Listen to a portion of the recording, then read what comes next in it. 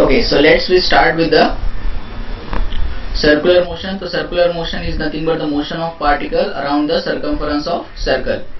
Okay, now और भी कुछ टॉपिक्स हैं इसमें हम लोग सर्कुलर मोशन को अच्छे से अंडरस्टैंड करने के लिए कुछ टर्म्स को हमें पढ़ना होता है।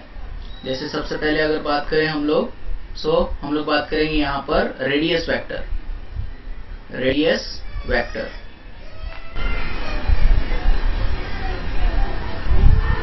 it is denoted by r bar. And what is the radius vector actually? Now the vector drawn from the center of a circle to the point on the circumference, okay, that is called as a radius vector. The vector drawn from the center of circle to the point on the circumference.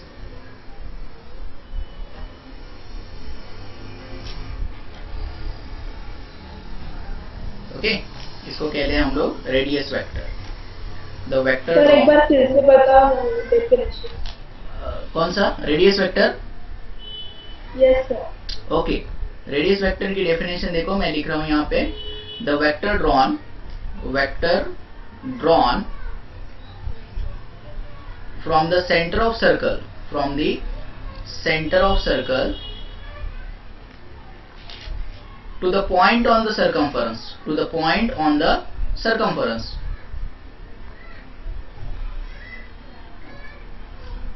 On circumference.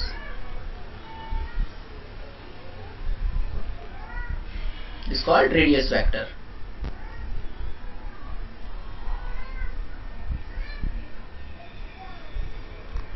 Okay. Now why it is called as a radius vector?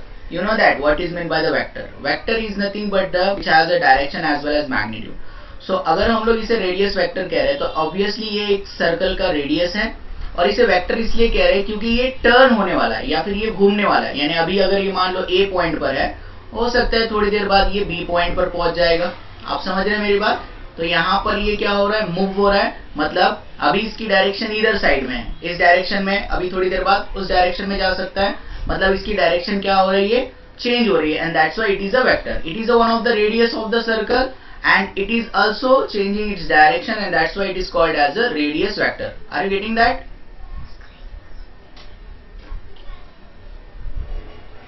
Are you getting that? Radius vector? Yes, sir. Yes, sir. That is called as a radius vector. Now, let's discuss the second most important point, that is angular displacement.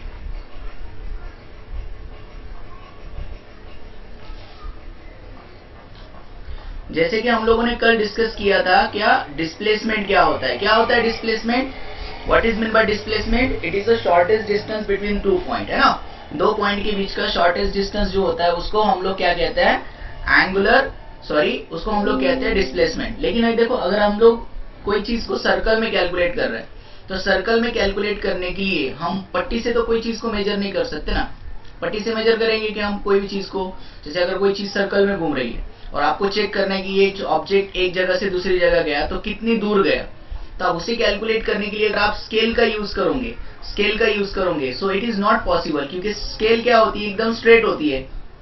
तो आप कोई भी curvature का distance या displacement आप scale से ले पाओगे क्या? Please tell me.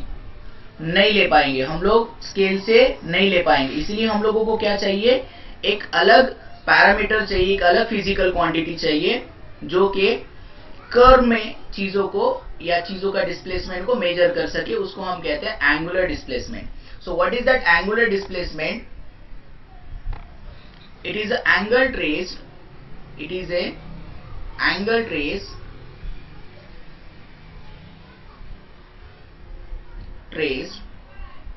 by radius vector for a given interval of time,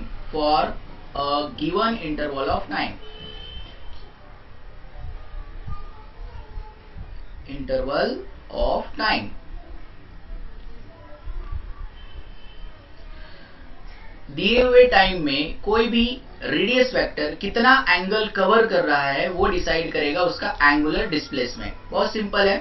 मान लो अगर हमारे पास ये एक सर्कल है, if we have one circle, right, and we have a radius vector, say that this is radius vector, ये हमारे पास एक रेडियस वेक्टर है. ओके, इनिशियली ये ए पॉइंट पर है और मान लो जब t की वैल्यू 0 थी, when the t is equal to 0, it is present at point A. Now after some time, after time t, it reaches to a point B, say that, and it traces an angle, say that theta. Are you getting this? So this angle is called as a angular displacement. यानी हम angle से काफी अच्छे तरह से बता सकते हैं ना कि इसने इतने टाइम में इतना एंगल कवर किया है, when t is not equal to 0. Are you getting that? That is called as a angular displacement. So angular displacement क्या होता है? किसी भी चीज का डिस्प्लेसमेंट सर्कुलर मोशन में मेजर करने के लिए हम लोग इस फिजिकल पैरामीटर का यूज करते हैं, जिसको हम एंगुलर डिस्प्लेसमेंट कहते हैं. ओके, अब एक्चुअली इसका फॉर्मूला भी होता है. अब मान लो यहां पर इसने s, इसको हम आर्क कह लेते हैं और ये हमारा रेडियस है. सो एंगुलर डिस्प्लेसमेंट कैसे निकाला जाता है, तो मैं थोड़ा इसको एक्सप्लेन भी कर देता हूं. एक्सप्लेनेशन थोड़ा इसका,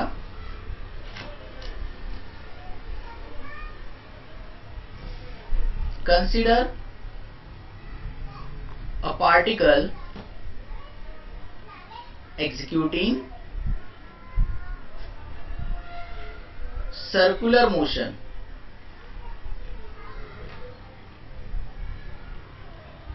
at t is equal to 0.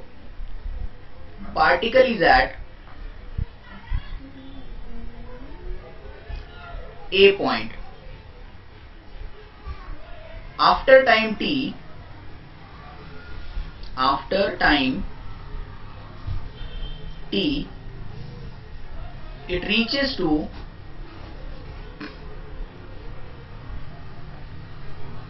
B. Then the angular displacement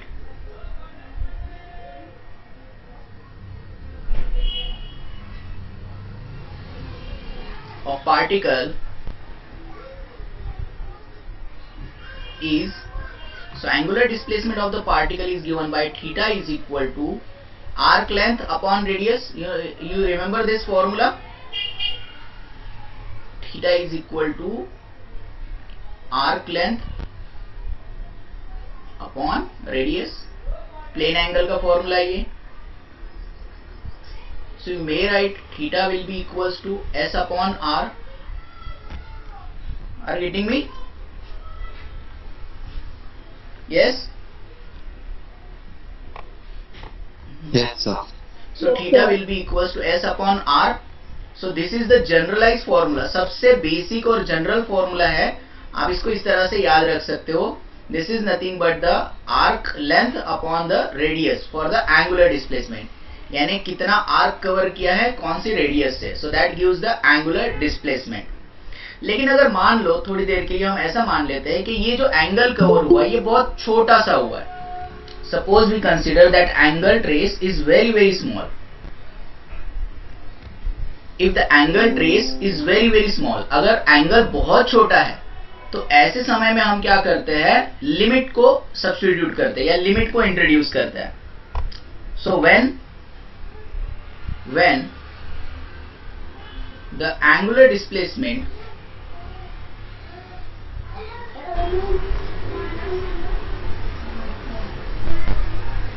is measured for a very short interval of time, for very short interval of time,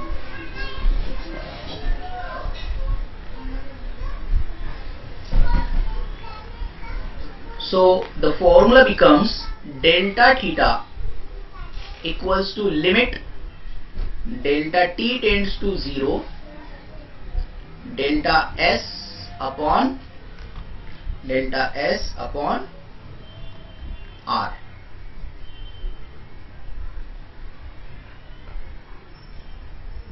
Delta s upon r. In this way you can write limit delta t tends to 0. Okay.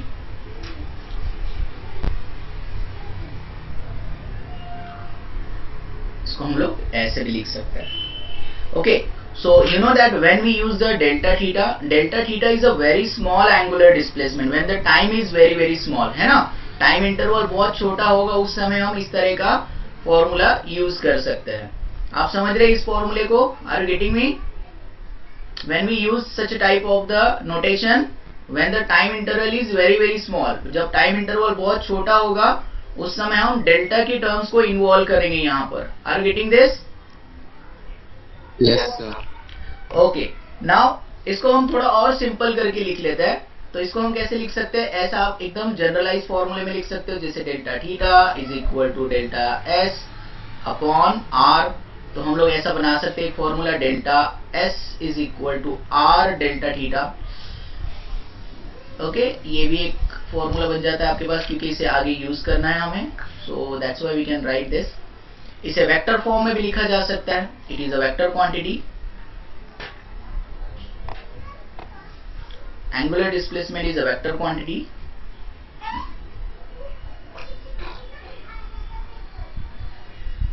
Displacement is a vector quantity. So you write like a delta theta bar equals to limit delta t tends to 0 delta s bar upon r bar.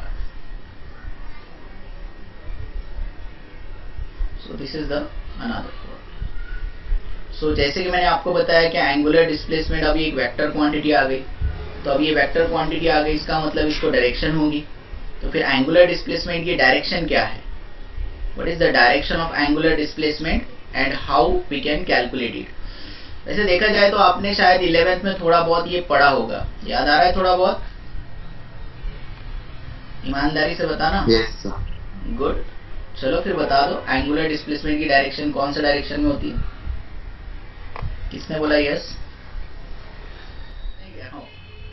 Okay. So angular displacement की actually direction क्या होती है? It is perpendicular to the plane in which the particle is revolving. Suppose हमारे पास ये एक circle है और इस तरह से ये पार्टिकल जो है इस तरह से घूम रहा है. तो इसकी जो डायरेक्शन होगी ये परपेंडिकुलर होगी. मतलब एक तो अपवर्ड डायरेक्शन में होगी या तो फिर डाउनवर्ड डायरेक्शन में होगी, बट परपेंडिकुलर होगी. Okay, perpendicular to the plane in which the particle is revolving. इसका सबसे बेस्ट एग्जांपल मैं जब स्टूडेंट को देता हूं तो हमारा जो फैन है ना, फैन का एग्जांपल ले लो. देखो फैन के जो ब्लेड्स है, फैन के ब्लेड्स घूमते तो है जिस डायरेक्शन में, आप जरा अंदाजा लगाइए. देखो तो राइट हैंड स्क्रू रूल के हिसाब से अगर हम लोग देखते हैं या थंब रूल के हिसाब से भी देखते हैं तो आपको समझ में आ जाएगा. देखो अगर आपके घर में फैन होंगे तो फैन के अगर फैन को अगर हम लोग देखेंगे तो फैन अभी देखो हमारा फैन ऐसा घूम रहा है इस डायरेक्शन में, राइट, यानी ऐसे घूम रहा है.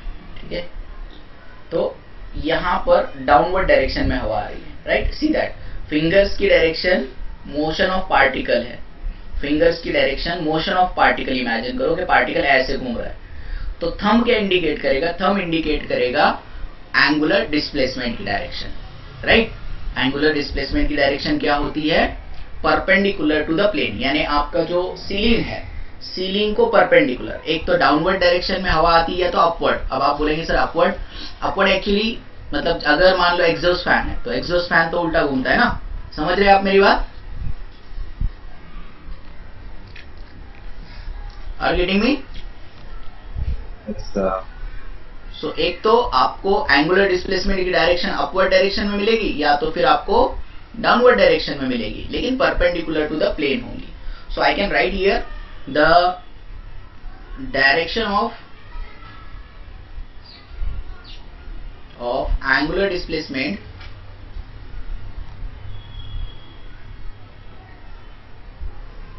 is perpendicular to the plane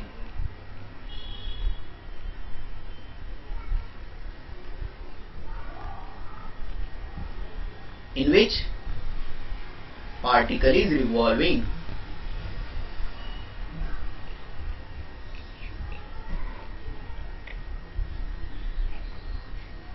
And given by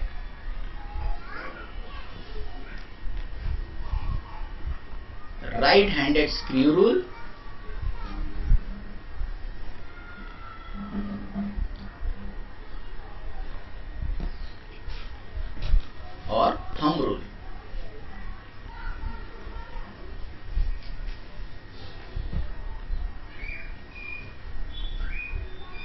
सो आपको जो याद रखना है या जो आपको याद रहता है उसे आप याद रख सकते हो. स्क्रू रूल, स्क्रू ड्राइवर कभी उठाया कि नहीं हाथ में? हाँ, टाइट किया स्क्रू. Yes, sir. किसका किसका टाइट किया है? किसका टाइट किया स्क्रू? किया है क्या टाइट? हाँ बॉयज, स्क्रू टाइट किया है कभी? Yes, sir. तो टाइट करते हैं तो देखो उसको जब हम घुमाते हैं तो अंदर की तरफ जाता है, बाहर की तरफ जाता है? अंदर की तरफ जाता है ना, inside, perpendicular to the plane. दीवार को प्लेन इमेजिन करो. तो एक तो स्क्रू ड्राइवर से स्क्रू अंदर जाएगा या बाहर आएगा? Are you getting me? So motion of screw जो रहेगा, दैट मोशन ऑफ स्क्रू, जैसे आप घुमा रहे हो वो मोशन ऑफ पार्टिकल रहेगा. और जो टिप की डायरेक्शन होगी, that direction of the tip is nothing but the direction of angular displacement. I hope you understand up to here. इतने एग्जाम्पल काफी हो गए होंगे, आपको समझ में आ गया होगा. I hope so. Are you getting this boys and girls? Yes, Yes, sir. sir. Okay good. Now angular displacement हो गया, यानी कोई चीज अब गोल घूम रही है तो गोल घूमती हुई चीज का भी हम डिस्प्लेसमेंट निकाल सकते हैं. तो जब भी हम कोई टॉपिक पढ़ते हैं ना तो हम लोग पूरा उसके डीप में जाते हैं, यानी उसका पूरी कुंडली जानना चाहते हैं, राइट? अभी हम सब पढ़ेंगे उसके बारे में. मतलब पार्टिकल अगर गोल घूम रहा है तो भाई उसका डिस्प्लेसमेंट कितना है, उसकी वेलोसिटी कितनी है, उसका एक्सेलरेशन कितना है, कितनी एनर्जी जनरेट हो रही है, कितना फोर्स हो रहा है, कितना एक्सेलरेशन है, वगैरह वगैरह. बहुत सारी चीजें इसमें पढ़नी. तो हम लोग पूरी इसकी कुंडली जान लेंगे. तो अब ऑब्वियसली डिस्प्लेसमेंट देख लिया, तो डिस्प्लेसमेंट के बाद हमें वेलोसिटी पता करनी है. So let's we understand the velocity, but in this again we can measure the angular velocity. Angular velocity. ये आप लोगों को ये जो बोर्ड है ये क्लियर दिख रहा है ना? मतलब राइटिंग में कोई दिक्कत नहीं आ रही ना? आपको क्लियर दिख रहा है ना? लिख सकते हो आप आराम से? Yes, sir. Okay good, very good. Hindi में किसी को कोई डाऊट, हिंदी में कोई प्रॉब्लेम आहे? मराठीत पण बोलू शकतो बरं का मी. मराठीत तुम्ही बोललं तर मराठीतही बोलू शकतो मी. तुम्हाला म्हणजे कम्फर्टेबल आहे हिंदी का मराठीत बोलू मी?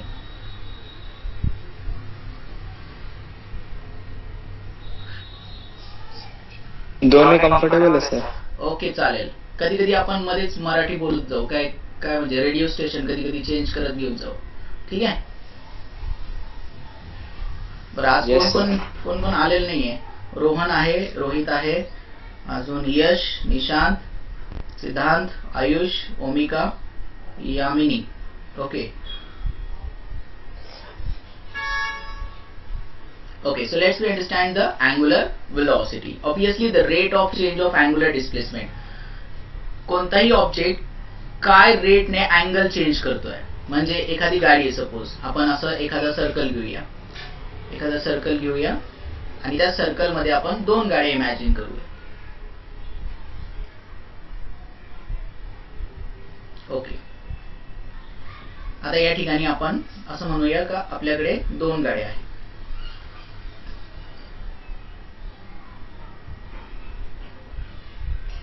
Okay, suppose A car and B car. आता आपण काय बघतोय का ए कारने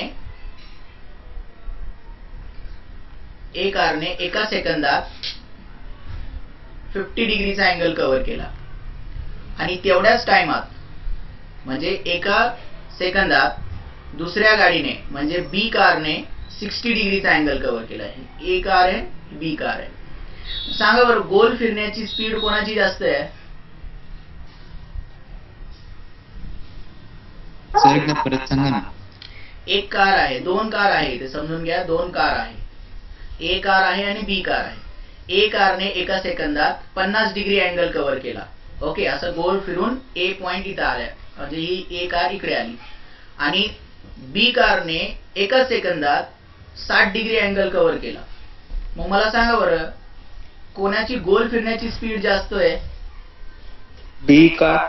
बी कार. सिंपल आहे ना? म्हणजे तेवढ्याच वेळेत या कारने 50 डिग्री कव्हर केला, म्हणजे ए कारने 50 डिग्री कव्हर केला, पण तेवढ्याच वेळेत बी कारने 60 डिग्री कव्हर केलाय. म्हणजे अँगल चेंज करण्याचा जो रेट आहे तो बी कारचा जास्त आहे. याचा अर्थ बी कारची गोल फिरण्याची वेलोसिटी जास्त आहे आणि त्याच वेलोसिटीला आपण अँग्युलर वेलोसिटी असं म्हणतो. ओके, आता वस्तू जे आहे ते गोल फिरतायत, सरळ चालताय का नाही, मग गोल फिरण्याची स्पीड म्हणजेच काय, angular velocity. So the rate of rate म्हणजे काय रे, काय सांगितलं होतं त्या दिवशी मी तुम्हाला काल, रेट म्हणजे काय, टाइम इमॅजिन करायचं ना, टाइम कन्सिडर करायचं. The rate of change of angular displacement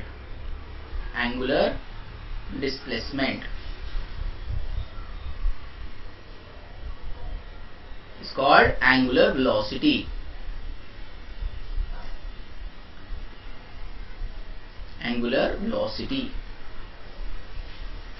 Okay, it is denoted by omega.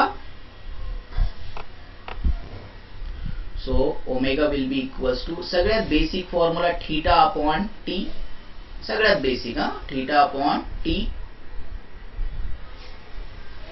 म्हणजेच थीटा काय असतो, ओमेगा टी असतो बरं का, थीटा काय असतो, ओमेगा टी असतो. हा झाला पहिला फॉर्म्युला. थोडा अजून याला मॉडिफाईड करू, म्हणजेच काय, आपण काय लिहिणार इथे, omega bar is equal to limit delta T tends to 0 delta theta bar upon delta t. Okay, यालाच आपण काय लिहू शकतो, d theta bar upon d t. So this is nothing but omega.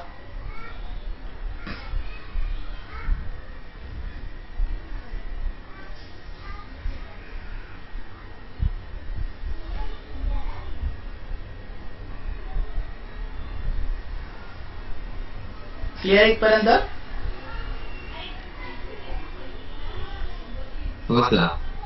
Okay, now this is the angular velocity. Angular velocity म्हणजेच angle change करण्याचा rate ज्याचा जास्त असेल त्याची गोल फिरण्याची स्पीड जास्त आहे. कार ए ने 50 डिग्री कव्हर केलं एका सेकंदात, कार बी ने 60 डिग्री कव्हर केलं, तर गोल फिरण्याची स्पीड कोणाची जास्त, तर बी कारची स्पीड जास्त आहे. आता याचं युनिट बघूया, याचं युनिट काय येईल, थीटा आपण रेडियन मध्ये मेजर करू. Okay, so SI unit we are going to take here, SI unit is radian per second. Obviously तुम्हाला दिसतं ही एक वेक्टर क्वांटिटी आहे. So it is a vector quantity, and the direction is same as that of angular displacement. Obvious आहे, ज्या डायरेक्शनला displacement होत असेल त्याच डायरेक्शनला वस्तूची वेलोसिटी वाढणार आहे. It is a vector quantity and the direction is same as angular displacement. Okay, angular displacement ची जी direction असेल तीच डायरेक्शन कोणाची असणार आहे, angular velocity ची असणार आहे. Clear है boys and girls up to here? Yes sir. Okay? Yes. So फॉर्म्युले लक्षात ठेवा, फॉर्म्युले इम्पॉर्टंट आहेत, एमसीक्यू सॉल्व करण्यासाठी खूप महत्वाचे आहेत. ठीक आहे.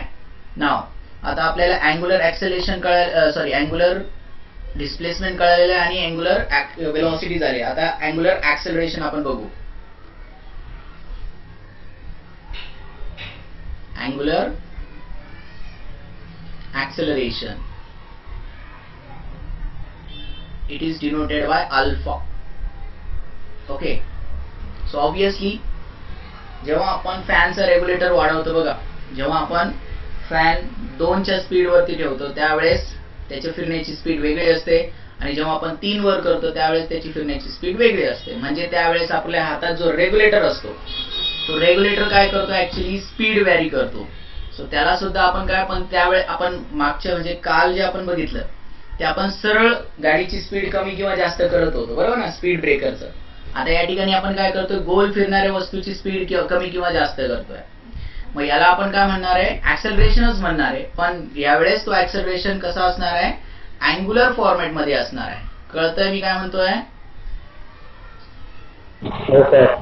So it is a rate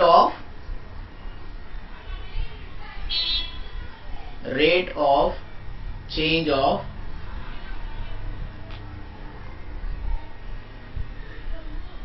angular velocity. is called angular acceleration.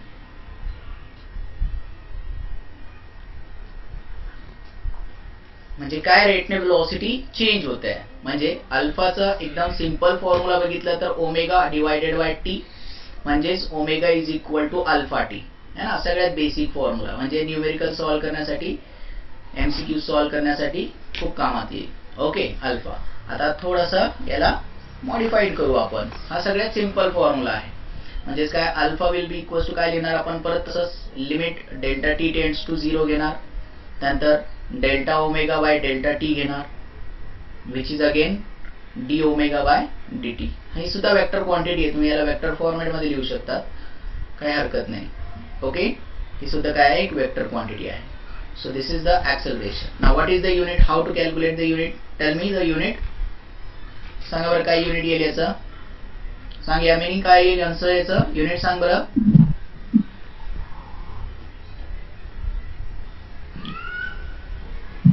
Radian per second square. Correct. Radian per second square. Good.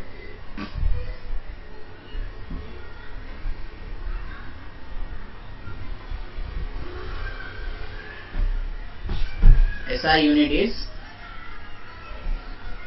radian per second square. Good. Okay. So obviously याच्यातही acceleration आणि deacceleration असेल. म्हणजे fan जर तुम्ही चालू केला किंवा बंद केला असता तर चालू केल्यानंतर समजून घ्या तुम्ही स्पीड 1 वर आहे 1 चं 2 वरती केलं तर तुमची स्पीड काय करते तुम्ही वाढवताय. म्हणजे त्याला आपण काय म्हणणार पॉझिटिव्ह ऍक्सेलरेशन म्हणणार. त्यावेळेस स्पीड काय होईल वाढेल. आणि ज्यावेळेस तुम्ही जास्तीची स्पीड कमी करणार त्यावेळेस काय होणार आहे ऍक्सेलरेशन म्हणजे त्याची स्पीड कमी होणार आहे. मग त्यावेळेस आपण काय म्हणणार तो डीऍक्सेलरेट होत आहे. म्हणजे ज्यावेळेस वेलोसिटी वाढते त्यावेळेस आपण त्याला ऍक्सेलरेटेड मोशन म्हणूया आणि ज्यावेळेस वेलोसिटी कमी होते त्यावेळेस आपण त्याला डीऍक्सेलरेटेड मोशन असं म्हणूया. आलं इथपर्यंत लक्षात. कोणाला काही डाऊट इथपर्यंत काय विचारायचं आहे.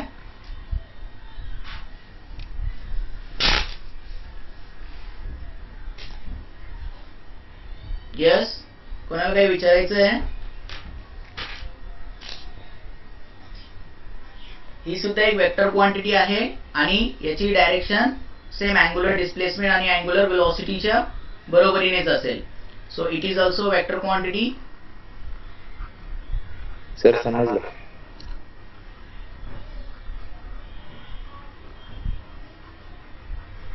and the direction is same as angular velocity and displacement.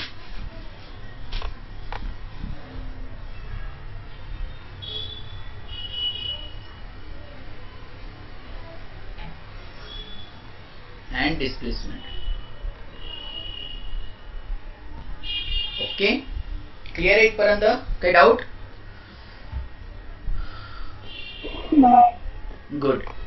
So circular motion radius vector angular displacement आणि अँग्युलर वेलोसिटी अँग्युलर ऍक्सेलरेशन हे टर्म्स क्लिअर आहे आपल्याकडे. काही असेल तर विचारू शकता तुम्ही. आपण सर्क्युलर मोशन मध्ये या टर्म्स जर हे टर्म्स आपल्याला माहिती असेल तर आपल्याला व्यवस्थित सर्क्युलर मोशन कळेल. त्यामुळे हे आपण पहिले बेसिक कंप्लीट करून घेतलेले आहे. रेडियस वेक्टर आता तुम्हाला कळालेलं आहे. The vector drawn from the centre of a circle to the point on the circumference. म्हणजे सेंटर पासून एक वेक्टर आपण ड्रॉ करतो जो सेंटर पासून तर सर्कम्फरन्सच्या एखाद्या पर्टिक्युलर पॉइंटला पॉइंट करतो त्याला आपण काय म्हणतो रेडियस वेक्टर. अँग्युलर डिस्प्लेसमेंट म्हणजे काय the angle trace by radius vector. Angle trace by radius vector एखाद्या रेडियस वेक्टरने दिलेल्या वेळेमध्ये किती अँगल कव्हर केलेला आहे त्याला आपण म्हणतो त्याचा अँग्युलर डिस्प्लेसमेंट. त्याचं कॅल्क्युलेट करण्याचा फॉर्म्युला आपला सिंपल आहे प्लेन अँगलचा formula that is theta is equal to arc length upon रेडियसच्या फॉर्म्युलाने आपण त्याला काढू शकतो. ओके. जर अँगल खूप छोटा असेल किंवा वेळ खूप कमी असेल किंवा शॉर्ट इंटरवल ऑफ टाइम मध्ये आपल्याला काढायचं असेल त्यावेळेस आपण लिमिट सबस्टिट्यूट करून त्या व्हॅल्यूला कॅल्क्युलेट करू शकतो. म्हणजे या डेल्टा थीटाला आपण असं लिहू शकतो delta theta will be equals to इथे सुद्धा तुम्ही लिहू शकतात this is delta S upon R. Limit delta T tends to 0 delta S upon R. एकदम सिंपल फॉर्मॅट मध्ये असं लिहू शकतो आपण याला. हा एक फॉर्म्युला इम्पॉर्टंट आहे. ठीक आहे. Delta S is equal to R delta theta. It is a vector quantity and the direction is given by the right hand thumb rule or the right handed screw rule. Then angular velocity, at what rate the object is changing its angular displacement, काय रेटने angular displacement बदलतोय त्याला म्हटलं जातं angular velocity. Okay, आणि angular acceleration. Okay, now आपली पृथ्वी कशी आहे रे? हा, जॉमेट्रिकल कशी आहे आपली पृथ्वी? सर्क्युलर, स्फेरिकल आहे, बरोबर आहे. जेव्हा आपण एका ठिकाणावरून दुसरी ठिकाणी जातो, पण चालताना आपल्याला वाटतं कधी कधी का पृथ्वी गोल आहे म्हणून? असं नाही. कधी विचार केलाय का, इवन दो पृथ्वी गोल असूनही आपल्याला हे कळत नाही का पृथ्वी गोल आहे? याचा अर्थ काय, एखादी वस्तू जरी गोल असेल किंवा सर्क्युलर मोशन मध्ये असेल, तर जर आर ची व्हॅल्यू म्हणजे रेडियसची व्हॅल्यू, आपली पृथ्वी खूप मोठी आहे, रेडियस खूप जास्त आहे, आणि त्यामुळे तो जो सर्क्युलर आर्क आहे तो स्ट्रेट लाईन प्रमाणे काम करत असतो. ओके, म्हणजे समजून घ्या, खूप मोठा सर्कल आपण घेतला इथे.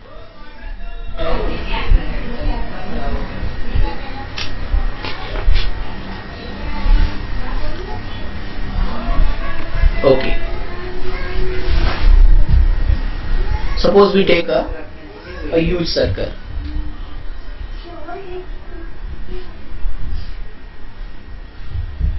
Now what happen in that circle? Suppose जर एखादी वस्तू आहे, छोटीशी वस्तू आहे, आणि त्या वस्तूला जर एका पॉइंट वरून दुसऱ्या पॉइंट वरती जायचं, इतक्या पॉइंट वर. आता हे दोन पॉइंट बघा बरं, हा ए पॉइंट आणि बी पॉइंट. जर हे दोन पॉइंट पर्यंत जायचं असेल तर तो जो डिस्टन्स आहे तो कसा वाटतोय तुम्हाला? कर्व वाटतोय का सरळ वाटतोय? एकदम करेक्ट. याचा अर्थ काय, जर एखादी वस्तू जरी गोल फिरत असेल तरी खूप छोट्या वेळेसाठी, खूप कमी इंटरवल ऑफ टाइम साठी तो एक प्रकारचा स्ट्रेट डिस्टन्स सुद्धा ट्रॅव्हल करत असतो. Means in the circular motion object may also travel the straight line motion. Okay, म्हणजे सर्क्युलर मोशन मध्ये आणि लिनियर मोशन मध्ये एक रिलेशन असतो, ते आपल्याला घ्यायचं आहे. म्हणजे सर्क्युलर मोशन कधी जास्त असेल आणि लिनियर मोशन केव्हा जास्त असेल.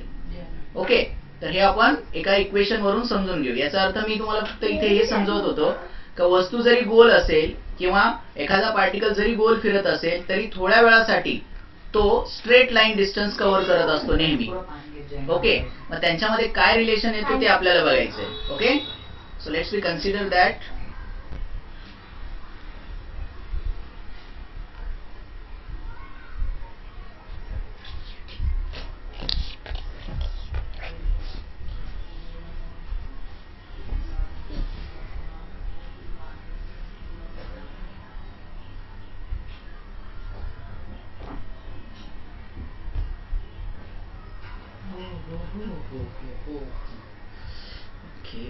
Okay. Relation between linear and angular velocity. Give the name as a relation between linear and angular velocity. आठवतंय कोणाला? 11वीत झालेलं आहे. आठवतंय का कोणाला?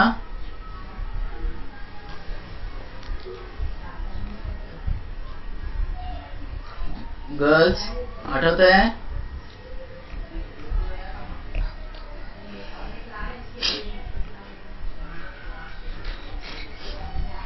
जेवण झालं नाही का ग मुलींनो? So let's we understand the relation between linear velocity and angular velocity, when the linear velocity will be maximum and when the angular velocity will be maximum. Okay, so let's we take one of the circle. एखादा circle घेऊ and in that circle we consider one of the particle which is executing circular motion. Initially it is present at point A, its velocity is tangential, okay, and after some time it reaches to a point B. This is the tangential again velocity, okay, it cover an angle delta theta, small angle, and this is delta s. Okay.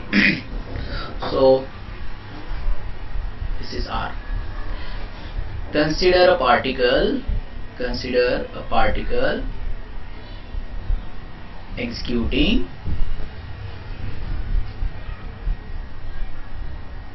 circular motion in a circle of radius r. Okay. Now for a short interval of time,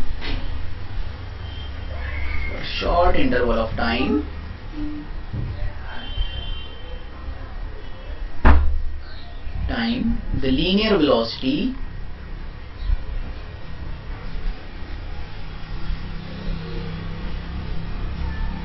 of the particle is given by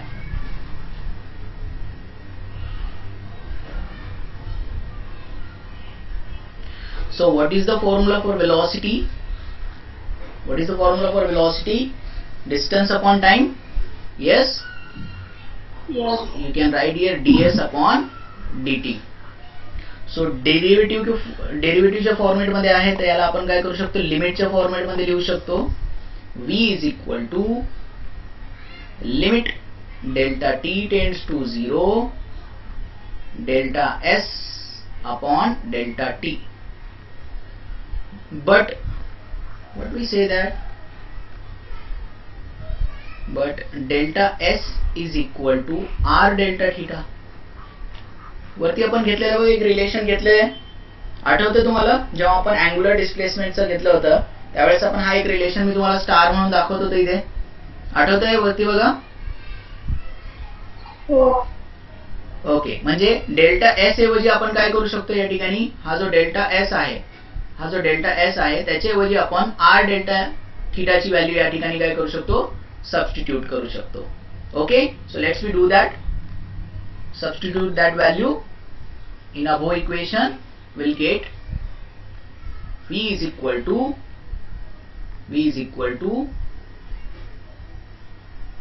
limit delta t tends to 0. Instead of delta s I am writing here r delta theta divided by delta t. Now take r outside of the limit, so we'll get here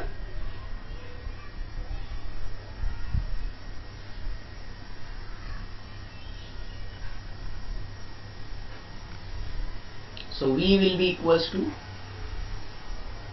r limit delta t tends to 0 delta theta upon delta t. See that what is this value, इस value को क्या कहते हैं,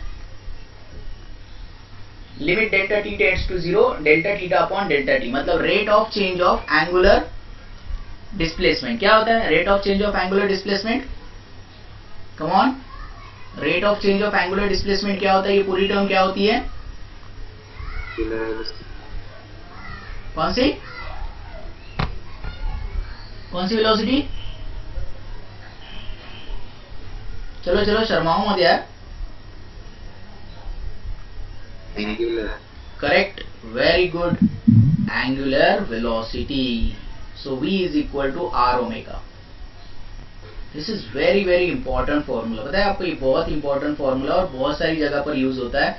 not only in the part 1 section, physics के part 1 में नहीं बल्कि part 2 में भी इस फॉर्मूले को कई बार यूज किया जाता है. और ये रिलेशन आपको ये बताता है कि कोई भी चीज अगर गोल घूम रही है तो उसमें लीनियर मोशन भी होता है for a short interval of time, और वो कितना होगा वो डिसाइड करेगा ये रेडियस डिसाइड करता है, आर डिसाइड करता है. अब सिंपल सी बात है, मैंने आपको बताया था कि हमारा अर्थ जो है, अर्थ काफी बड़ा ह्यूज है, और ह्यूज होने की वजह से उसकी रेडियस बड़ी है. तो रेडियस बड़ी मतलब v ज्यादा है. v मतलब क्या, linear velocity. v stand for the linear velocity. v stand for linear velocity. And what is omega, is angular velocity.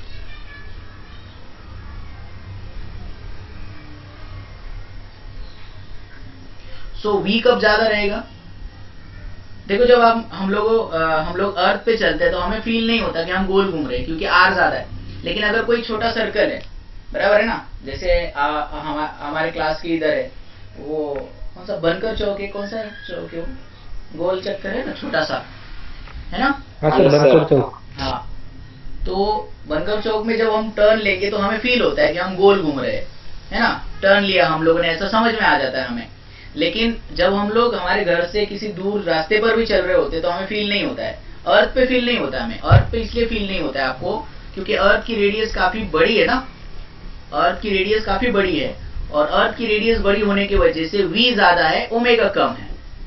तो जिस चीज का ओमेगा ज्यादा है उसका r कम रहेगा, यानी आपको जब फील होना है गोल वेलोसिटी तो उस समय रेडियस उसकी छोटी रहेगी, और जैसे जैसे आप r बढ़ाते जाओगे तो आपको लीनियर वाली वेलोसिटी ज्यादा फील होगी।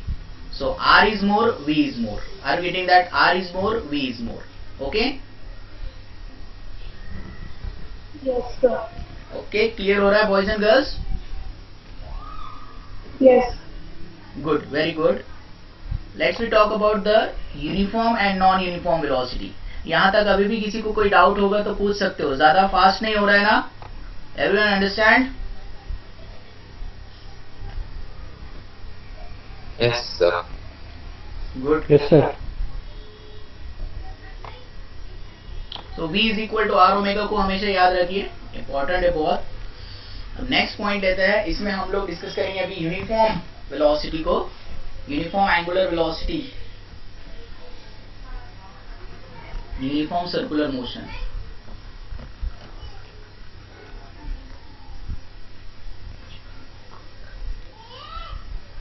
इसको मैं ज्यादा शॉर्टकट में बता देता हूँ, यूनिफॉर्म और नॉन यूनिफॉर्म में।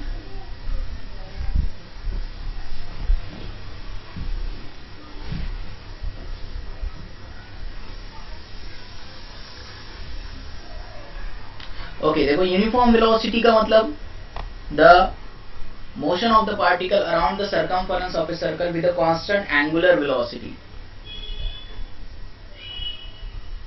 Motion of particle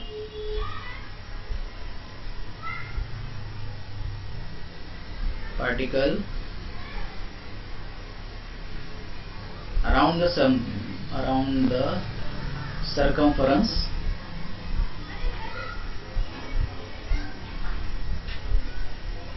of circle with constant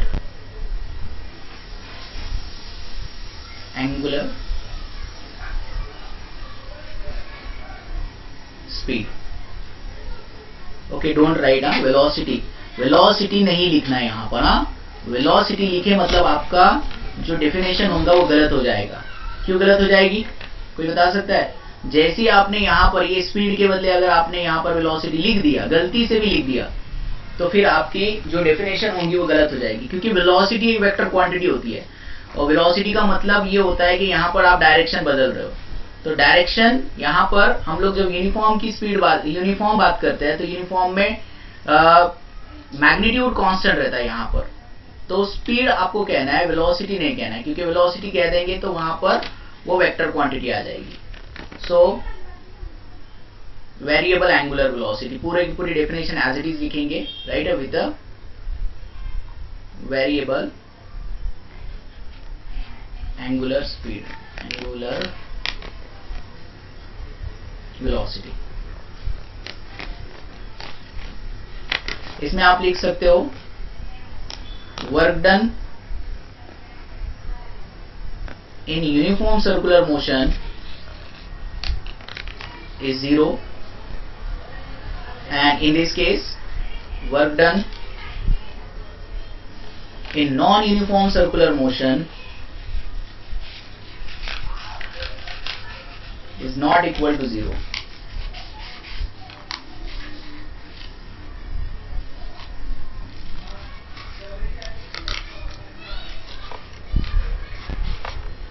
Not equal to 0.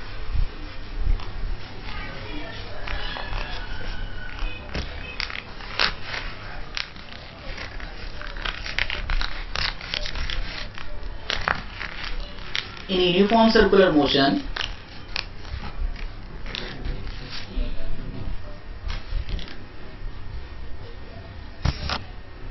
Circular motion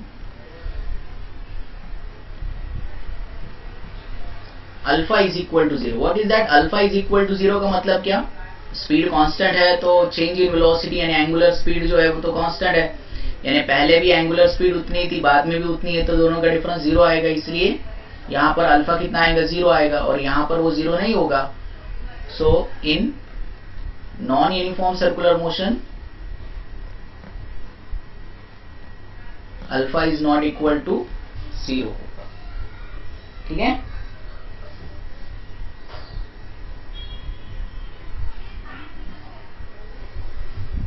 example भी ले सकते हैं, यहाँ पे एग्जाम्पल ले लेते हैं एक एक.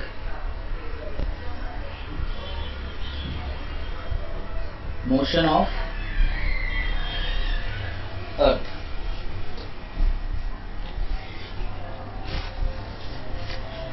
Around sun. और यहां पर ले सकते हैं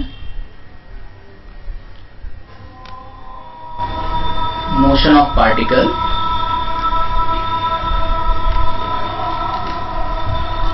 in vertical circular motion. Vertical circular motion. Roller coaster पता है ना? रोलर कोस्टर, रोलर कोस्टर पता है? हाँ, तो रोलर कोस्टर में हर जगह पर वेलोसिटी कैसी रहेगी? अलग अलग रहेगी ना. तो वो बेस्ट एग्जांपल होता है नॉन यूनिफॉर्म सर्कुलर मोशन का. यानी वर्टिकल सर्कल में अगर मान लो इस तरह से है, तो हर जगह पे उसकी वेलोसिटी कैसी होगी? अलग अलग होगी. बढ़ते जाएगी, बढ़ते जाएगी, बढ़ते, कम होती जाएगी, कम होती जाएगी, लगभग 0 होंगी, फिर बढ़ जाएगी. Getting that? Yes. Clear है? Any doubt up to here?